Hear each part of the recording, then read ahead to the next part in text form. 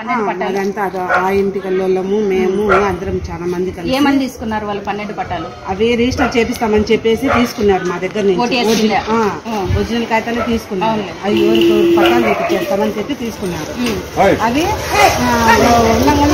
లేవు పోయినాయి, అట్టయినా ఇట్టయినా చెప్పేస్తున్నారు. ఎవరు చెప్పారు మీకు ఆ మాట? ఆ పక్కన ఏం పేరు ఆయన పేరు నాకు తెలియదు మేడం. ఇప్పుడు అవి తీసేసుకొని మీకు లేవు, జిరాక్స్ అయితే పెట్టుకునే ఉండాలి. జిరాక్స్ మీ పేర్ల మీదనే ఉన్నాయి. చేపిస్తామని తీసుకొని ఇదేమన్నా మా దగ్గర పేపర్లు ఉన్నప్పుడు లేవు. ఆ మనిషి చనిపోయినాడంట. ఆ మనిషి చనిపోయింది. మరి పట్టాలు ఎట్లా వచ్చినాయి మీ దగ్గరికి? మరి ఆడ కాగితాలు వేసుకుంటే మేము కొనుక్కున్నామని వాళ్ళు అంటున్నారు. ఇప్పుడు మొత్తం వాళ్ళు ఏమన్నా బేస్మెంట్ అవన్నీ వేసారా? అన్ని వేసేసుకున్నారు. పట్టాలు ఇల్లు కనుక పెట్టేసుకున్నారు. నేను పోయినా అడిగిన బద్దు మీకు సంబంధమే లేదు, మేము కొనుక్కున్నాము అని చెప్పారు.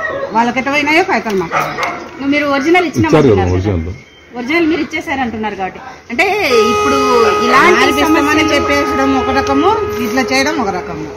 సో మార్పిస్తాము ఓటీఎస్ కింద అన్నట్టుగా తీసుకొని మళ్ళీ ఇదే పేద ప్రజల దగ్గర నుంచి 12 పట్టాలు తీసుకోవడం అంటే ఈ రోజు డాబా వెనుక ఉన్నటువంటి స్థలాలు చాలా అత్యధిక రేట్లో ఉన్నాయండి.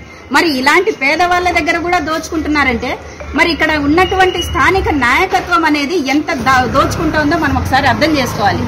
ఖచ్చితంగా ఇలాంటి వాటన్నిటికీ మేము సమాధానం చెప్పే తీరుతాము. ఇలాంటి వాళ్ళకి ఏవైతే పట్టాలు తీసుకొని ఈ ప్రభుత్వం మోసం చేసిందో రేపు ఎన్డీఏ ప్రభుత్వంలో రోషన్న గారు, రితీష్ రెడ్డి గారి ఆధ్వర్యంలో వీళ్ళందరికీ ఖచ్చితమైనటువంటి న్యాయం చేయడానికి మేమందరం ముందుంటాం.